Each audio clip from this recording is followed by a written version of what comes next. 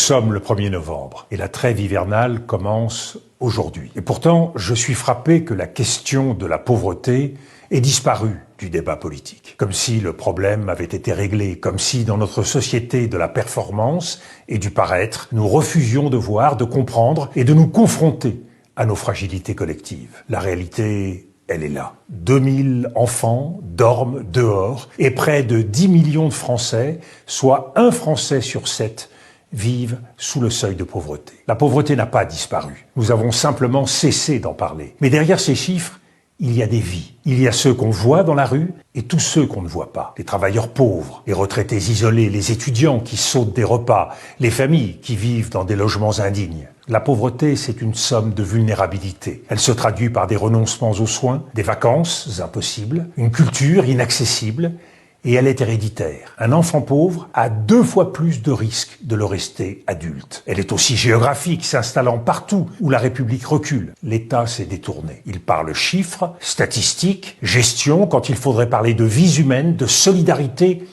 et de dignité. En dépit des promesses présidentielles, le nombre de sans-abri explose. La pauvreté bat des records et à chaque fois, on multiplie les plans d'urgence sans rien changer en profondeur. Chaque hiver, on ouvre des abris provisoires quand il faudrait construire des logements durables. Et lorsqu'on accueille les Jeux Olympiques, on préfère déplacer la misère plutôt que la combattre. On ne combat pas la pauvreté par le déni, on la combat par la politique. Alors comment faire ?